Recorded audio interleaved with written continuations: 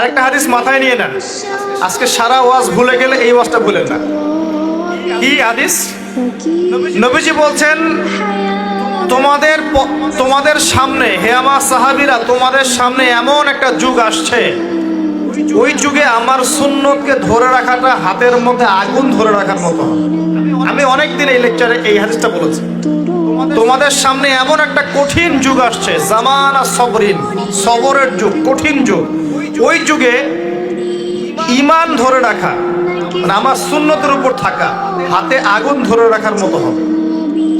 ওই যুগে যদি তোমরা আমার একটা সুন্নতকে জীবিত করতে পারো, সমাজে একটা সুন্নত মরে গেছে, ওটাকে আবার জীবিত করতে পারো, তাহলে 50 জন শহীদ সাহাবীর নেকি পাবো। হাদিসটা বুঝলেন? শুধু নেকি না, আপনি 50 জন শহীদ সাহাবীর নেকি পাবেন যখন চলমান সমাজে একটা সুন্নত মিটে গেছে, নাই, মানুষ আমল করছে না, কিন্তু আপনি সেটাকে জীবিত করলেন। পারা যাবে ইনশাআল্লাহ। একটা দেখাচ্ছি, যেমন সাহাবীদের যুগে মানুষ মসজিদে ঢুকলে কি করতো জানেন? আগে 2 রাকাত নামাজ পড়তো। কি করতো? মসজিদে ঢুকেই, ওযু অবস্থায় মসজিদে ঢুকেই তারা বসতেন না, আগে 2 রাকাত নামাজ পড়তেন, দুখুলুল মসজিদ বা তাহিয়াতুল মসজিদ, তারপরে বসতেন।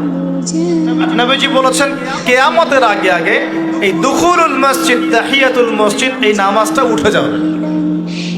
উঠে যাচ্ছে না আস্তে আস্তে। মসজিদে ঢুকলে মানুষ ধাপ করে বসে পড়ে, তাই না? মানুষ ভুলেই গেছে এটা সুন্নত।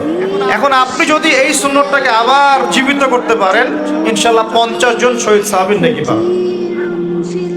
সমাজে এখন দাড়ি শেভ করা ফ্যাশন হয়ে গেছে, বুঝছেন না? অনেকে শেভ না করলে চাকরি দেয় না। শেভ না করলে কি হয় না? চাকরি পাওয়া যায় না। স্কুলে তো না, কলেজে গিয়ে পড়তে গেলে ক্লাস করতে দেয় না। দাঁড়িয়ে আছে, যাও সব করে আসো, তাই বলে। এখন সমাজ চলছে উল্টা। এখন যদি আপনি নবীর সুন্নতকে আবার জীবিত করতে পারেন, 50 জন শহীদ সাহাবীর নেকি পাবেন। রাতে ঘুমানোর সময় একটা সুন্নত আছে, 33 বার সুবহানাল্লাহ, 33 বার আলহামদুলিল্লাহ, 34 বার কি আল্লাহু আকবার। বহু মানুষই পড়ে না। আপনি যদি পড়তে পারেন, ইনশাআল্লাহ আল্লাহ পাক আপনাকে নেকি দিবেন। সমাজের বহু মানুষ চুল একদম এখন মেসি রোনাল্ডো কাট, তাই না? মেসি কাট আর রোনাল্ডো কাট। আর আমি সিলেট অঞ্চলে দেখে আসছি এখন লন্ডন কাট, 2 পাশ ছিলে মাঝখানে চুল, লন্ডন থেকে শিখে আসছে। এখন চুলেরও কিন্তু সুন্নত আছে, আছে কি নাই? দাড়ির যেমন সুন্নত আছে, চুলের সুন্নত নাই।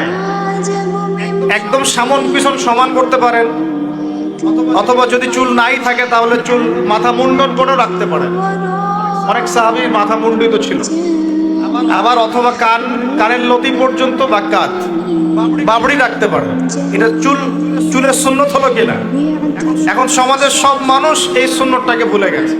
আপনি সুন্নত মনে করে রেখেছেন, ইনশাআল্লাহ আপনি নেকি পাবেন ইনশাআল্লাহ। এরকম অগণিত সুন্নত আছে, অগণিত, যেগুলো আমাদের সমাজ থেকে আস্তে আস্তে উঠে যাচ্ছে। আমি খুব দুঃখের সাথে বলছি, অনেক মসজিদে আমরা কি করি? একটা মোনাজাত করি, আল্লাহুম্মা আমিন বিরহমাতিকা ইয়া আরহামার রাহিম, বাস উঠে চলে গেল, তাই না? উঠে চলে যায় না? তারপর স্যান্ডেল নিয়ে বাইরে চলে গেল। অথচ সালাম ফিরানোর পরে একবার বলতে হয় আল্লাহু আকবার। কি বলতে হয়? 3 বার বলতে হয় আস্তাগফিরুল্লাহ, আস্তাগফিরুল্লাহ, আস্তাগফিরুল্লাহ। বলতে হয় আল্লাহুম্মা আনতাস সালাম ওয়া মিনকাস সালাম তাবারাকতা ইয়া যাল জালালি ওয়াল ইকরাম। একবার পড়তে হয় আয়াতুল কুরসি, 33 বার সুবহানাল্লাহ, 33 বার আলহামদুলিল্লাহ, 33 বার আল্লাহু আকবার, তারপর কালিমা শাহাদা। এরপর সূরা ফালাক একবার, সূরা নাস একবার, ইখলাস একবার। আরো অনেক দোয়া আছে। আল্লাহুম্মা লা মানি লিমা আ'তাইত ওয়া লা মু'তি লিমা মানা'ত ওয়া লা ইয়ানফা'ু যাল জাদ্দি মিনকাল জাদ। পড়তে হয় আল্লাহুম্মা ইন্নী আউযু বিকা মিনাল হাম্মি ওয়াল হাযান ওয়াল আজজি ওয়াল কাসালি ওয়াল বুখলি ওয়াল জুবন ওয়া দালা'id দাইন ওয়া গালাবাতির রিজাল। পড়তে হয় আল্লাহুম্মা আ'ইন্নী আলা যিকরিকা ওয়া শুকরিকা ওয়া হুসনি ইবাদাতিক। আরো অনেক দোয়া আছে। দেখেন তো, মোনাজাত করেন, আমি তো না করছি না, আমি তর্ক করতে আসি না এখানে, এটা নিয়ে আমি ঝগড়া করতে আসি। কিন্তু এই সুন্নতটা যে উঠে গেল, মোনাজাতটা করে যে মসজিদ থেকে বের হয়ে চলে গেলেন, এই সুন্নতটার উপর আমল কে করবেন? সুন্নত উঠে গেল না? আর আপনি যদি বসে এখন সুন্নতটা প্রতিষ্ঠা করেন 50 জন শহীদ সাহাবীর নেকি পাবেন ইনশাআল্লাহ। এগুলো তো গেল আমলিয়াত। সমাজ চলছে সুদের উপরে, আর আপনি যদি হালাল অর্থনীতি প্রবর্তন করতে পারেন তাহলে কত নেকি পাবেন? সমাজ চলছে জেনায়, আপনি এখন পর্দা প্রতিষ্ঠা করলেন তাহলে কত নেকি পাবেন? সমাজে চলছে দুর্নীতি, আপনি এখন আমানতদারিতে ইনসাফ প্রতিষ্ঠা করলেন, কত নেকি পাবেন? সমাজে চলছে শয়তানি, সব শয়তানি। কি চলছে? শয়তানি। এখন আপনি আল্লাহ রাব্বুল আলামিনের ওহী প্রতিষ্ঠা করলেন, কত নেকি পাবেন? নিঃসন্দেহে আর অনেক বেশি নেকি পাবেন।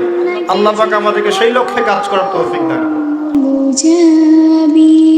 ولولا أنني معنا جميلا لبعت المؤسفين